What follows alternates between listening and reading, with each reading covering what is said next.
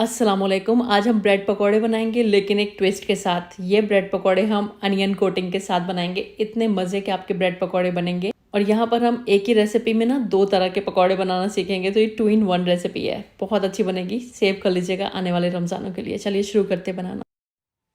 सबसे पहले हमें उबले हुए आलू लेने हैं, तो मैंने तकरीबन 400 ग्राम के करीब उबले हुए आलू लिए हुए हैं। आलू उबाल कर थोड़ा सा ठंडा कर लेंगे तो बेटर रहेगा, वैसे आप डायरेक्ट भी बना सकते हैं। और आलू को हमें मैश कर लेना है, इस तरह से मैश करेंगे कि इसमें गांठें ना रह जाएं। और अब इसमें 1 टीस्पून कुटा हुआ धनिया, 1 टीस्पून लाल मिर्च का पाउडर, 1 टीस्पून अमचूर का पाउडर, 1 टीस्पून नमक, 1/4 टीस्पून हल्दी का पाउडर और आधा टीस्पून भुने हुए जीरे का पाउडर डाल देंगे। 1 टीस्पून ग्रेट कीवी या फिर बारीक चॉप कीवी अदरक डाल देंगे। साथ में हरी मिर्च डाल देंगे 2 से 3 या फिर टेस्ट के हिसाब से। और थोड़ा सा इसमें चाट मसाले का पाउडर भी डाल देंगे। तो चाट मसाला मैंने डाला है तकरीबन 1/4 टीस्पून, क्योंकि ऑलरेडी मैं अमचूर का पाउडर यूज़ कर चुकी हूँ तो ज़्यादा नहीं डाला है। और आधे नींबू का रस निचोड़ देंगे। थोड़े से इसमें हरे धनिया के पत्ते डाल देंगे और बहुत अच्छी तरह से इसकी मिक्सिंग कर देंगे। तो ये हमारा ब्रेड पकौड़े के लिए मिक्सचर तैयार हो गया है, साइड में रख देते हैं। इधर मैंने 2 बड़ी प्याज ली हैं, तकरीबन 1.5 कप के करीब है ये। अब इसमें आधा टीस्पून नमक डालेंगे, आधा टीस्पून डाल देंगे चाट मसाले का पाउडर, आधा टीस्पून कुटी हुई लाल मिर्च, 1/4 टीस्पून हल्दी का पाउडर और 1/4 टीस्पून अजवाइन डालेंगे और 2 चुटकी डाल देंगे बेकिंग सोडा। अब यहाँ पर 1 कप बेसन लेंगे और इसी के साथ हम चावल का आटा लेंगे, तो 3 से 4 टेबल स्पून चावल का आटा ले लेंगे, या फिर आप कॉर्नफ्लावर भी ले सकते हैं, लेकिन चावल के आटे से ज़्यादा क्रिस्पी बनेंगे। अभी पहले बग़ैर पानी डाले इसकी मिक्सिंग कर देंगे। थोड़ा सा मुझे कलर कम लग रहा था तो मैंने कश्मीरी लाल मिर्च डाल दी है 1 टीस्पून, और थोड़ा सा बेसन भी कम लग रहा था तो 1/4 कप के करीब मैंने बेसन और डाला है। कुल मिलाकर 1 कप और 1/4 कप बेसन लिया है। अब हरे धनिया के पत्ते डाल देंगे और थोड़ा थोड़ा सा पानी डालकर इसका हमें एक बैटर तैयार करना है। तो इसका हमें एक गाढ़ा सा बैटर तैयार करना है, बहुत ज़्यादा भी गाढ़ा नहीं होना चाहिए। जिस तरह की कंसिस्टेंसी आप देख रहे हैं इस तरह की कंसिस्टेंसी में हम बैटर तैयार कर लेंगे। अब इसमें एक सीक्रेट इंग्रेडिएंट डालेंगे, वो है 1 टेबल स्पून तेज़ गरम तेल। ये एक सीक्रेट इंग्रेडिएंट होता है, जब भी कोई हलवाई वगैरह पकौड़े बनाते हैं ना तो वो ये ज़रूर डालते हैं, क्योंकि इसको डालने से ना एक क्रिस्पीनेस भी आती है पकौड़ों में और खस्तापन भी आता है, तो काफ़ी अच्छा टेस्ट हो जाता है। चलिए अब पकौड़े तैयार कर लेते हैं। तो मैंने 2 ब्रेड के स्लाइसेस ले लिए हैं, इसके मैंने किनारे काट लिए हैं। और एक पर मैं लगा रही हूँ हरी चटनी और दूसरे पर लगा रही हूँ मैं टोमेटो केचप। जैसे आपकी प्रेफरेंस हो उस हिसाब से आप लगा सकते हैं। जैसे कि कुछ लोगों को सिर्फ हरी चटनी पसंद होती है तो उनके लिए आप हरी चटनी लगाएं, और जिनको सिर्फ टोमेटो केचप पसंद है उनके लिए सिर्फ टमाटो केचप लगाएं।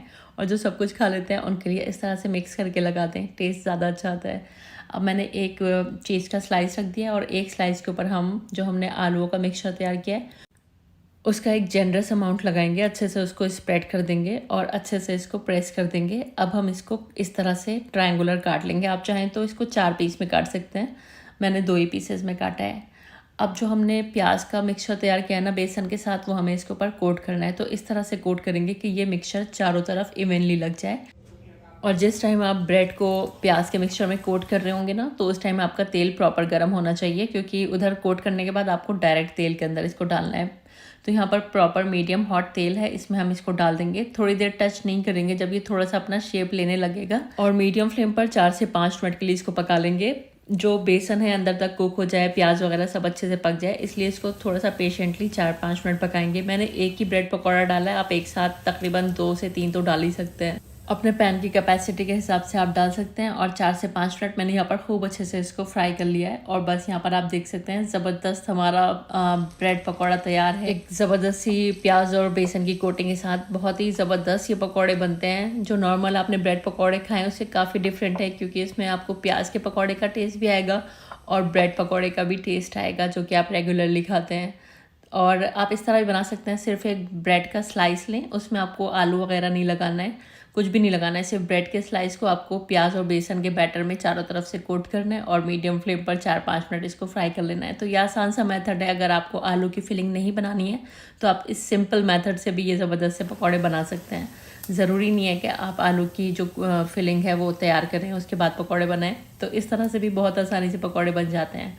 तो आपने देखा कितने मज़ेदार हमारे पकौड़े बनकर तैयार हैं, बहुत ही टेस्टी बने हैं। और हरी मिर्च की चटनी, इमली की चटनी, अमचूर की चटनी, सभी के लिंक मैं डिस्क्रिप्शन बॉक्स में मेंशन कर दूंगी। आप बनाना चाहते हैं तो वहाँ से देखकर बना सकते हैं। और यहाँ पर आप देख सकते हैं बहुत ही चीज़ी, बहुत ही ज़बरदस्त फीलिंग के साथ हमारा बहुत ही मज़ेदार ब्रेड पकौड़ा बन करके तैयार है। आई होप रेसिपी आपको पसंद आई होगी। आने वाले रमज़ानों के लिए बहुत अच्छी रेसिपी है। मेहमान वगैरह आ रहे हैं तब भी आप इसको बना सकते हैं। और आसानी से बनाना चाहते हैं तो आलू की फिलिंग नहीं तैयार करना है तो इस तरह के पकौड़े भी आप बना सकते हैं। ये भी बहुत मज़े के बनते हैं, बहुत टेस्टी बनते हैं, अगर थोड़ा सा लाइट वर्जन में आपको बनाना है। Thanks for watching the video. अल्लाह हाफिज़।